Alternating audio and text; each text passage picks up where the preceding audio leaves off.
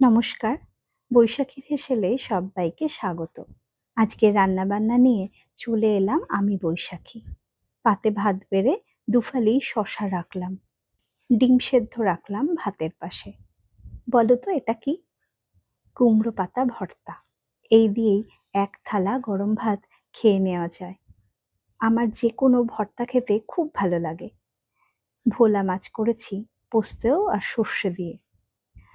এভাবে তো সবসময় করে থাকি, কিন্তু মাছের তরকারিটা হালকা করার জন্য আজকে সাথে দিয়েছি কচি ঝিঙে। কোনোদিন এভাবে রাঁধিনি, আজ একটু এক্সপেরিমেন্ট করলাম, কিন্তু ভালোই হয়েছে। কুমড়ো শাক করেছি আলু আর মিষ্টি কুমড়ো দিয়ে, শুধুমাত্র পাঁচফোড়ন দিয়ে রেঁধেছি। কুমড়ো শাকের গন্ধটা এত ভালো লাগে যে অন্য মশলা দেওয়া দরকার পড়ে না। অন্য মশলা দিলে পরে কুমড়ো শাকের যে অরিজিনাল গন্ধটা সেটা নষ্ট হয়ে যায়। ডাল ফ্রাই করেছি, মাঝে মাঝে এই ডালটা করে থাকি। আর রেখেছি শেষ পাতে খাবার জন্য গাছ পাকা হিমসাগর আম। 1 চামচ মিষ্টি দই রাখলাম একটা বাটিতে। সেদ্ধ ডিমটা খাওয়ার জন্য একটা কাঁচা লঙ্কা আর 1 চামচ ঘি। এই কম্বিনেশনটা আমার ভীষণ প্রিয়।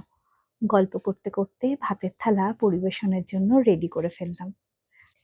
আজ তবে আসি, আবার দেখা হচ্ছে কাল। সবাই সবার পরিবারকে নিয়ে সুস্থ থেকো, ভালো থেকো। নমস্কার।